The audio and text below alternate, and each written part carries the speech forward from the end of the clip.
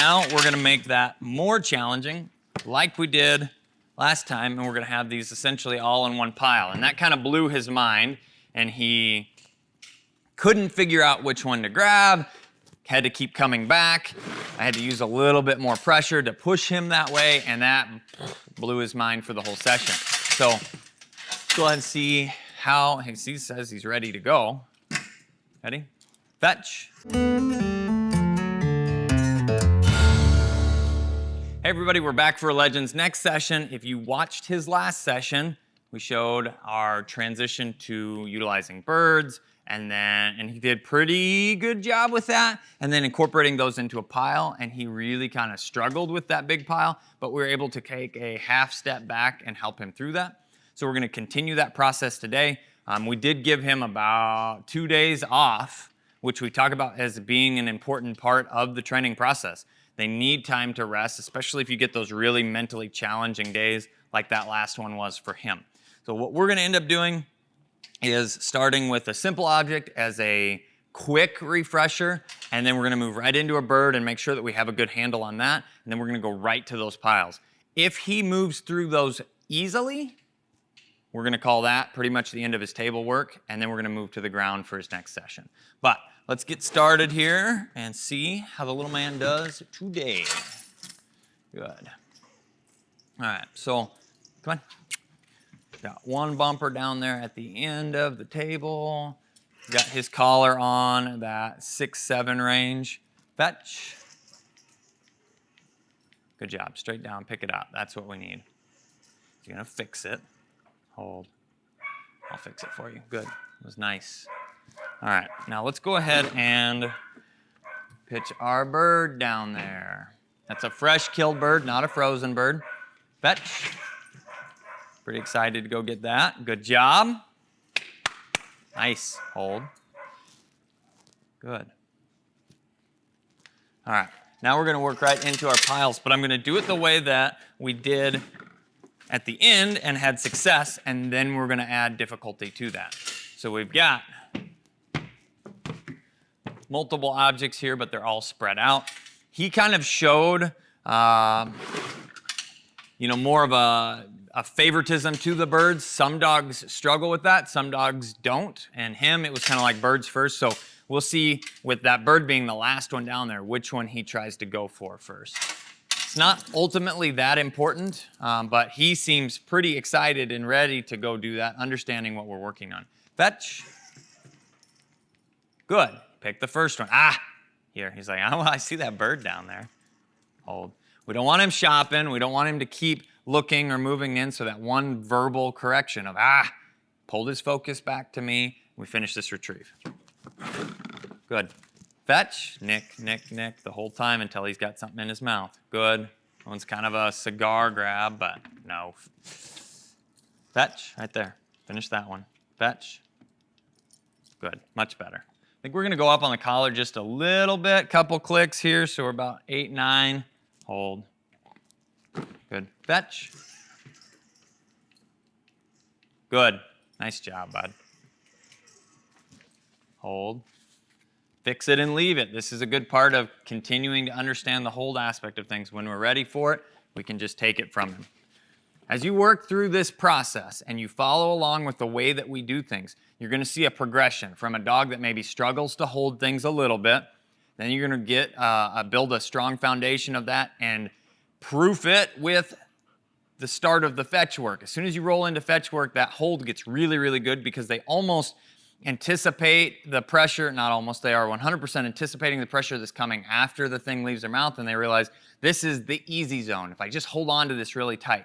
And then as we work through and have real and fair expectations, he understands I need to hold on to this, but is very willing to give it up to us. So, fetch. That's all without a cue or anything else. Good job here. So that all went really, really good. Hold. We had one bobble down here. Not the end of the world, but now we're gonna make that more challenging like we did last time, and we're gonna have these essentially all in one pile. And that kind of blew his mind, and he couldn't figure out which one to grab, had to keep coming back. I had to use a little bit more pressure to push him that way, and that blew his mind for the whole session. So let's go ahead and see how, he says he's ready to go. Ready? Fetch. Want to make sure we're still using the collar. Even if you get to the point where your dog is ready and willing, good. We're still conditioning that collar portion. Get a better grip on it. Don't set it down again. Hold. Good. Fetch.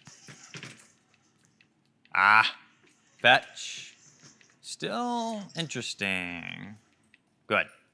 Much easier this time. I went up a couple clicks on the collar, sent him back down there, and now I'm back down on the collar to that 6-7 range where he normally is at his working level here. Fetch.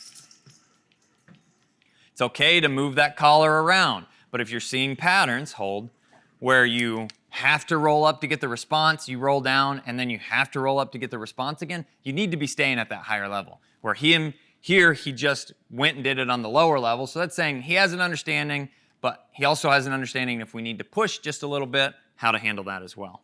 Good. Fetch. Nice. You can see the confidence building. I want to do one more of those, and then hold. No. Hold. Good.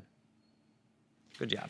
I want to do one more of those. We're going to add one more object in there. Let's see what we can find in here. Fine. We'll throw this little docking guy in there. And our bird again.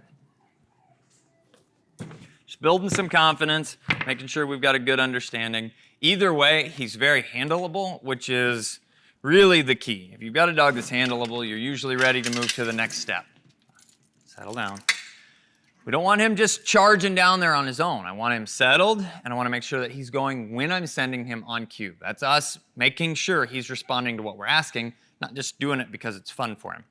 Fetch. Good. Here.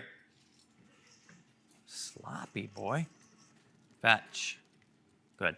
So we're going to go up on collar. It seems like anytime I go down with him this session, he's getting a little sloppier. We're going to go up on collar. We're going to finish the session that way. Easy now. All right, so we're on about a 12, which is stop, which is a little bit higher than what we're normally working with, but it's going to help, I think, to fix a little bit of that sloppiness. You know, give him a little more incentive to grab it, hold on to it. Fetch. Come on. Good. Hold. Yeah, collar's working. Just making sure there. Want that in the drawer. I'll forget it in the drawer. Been there. Fetch. Good. That was a new one. We've done it before, but we haven't used it in a while. Hold. Good. Fetch. Good. Hurry up. Hold. Kind of give him the opportunity. Are you going to set that one down? Are you going to lose it? No? Then we'll just fix it here.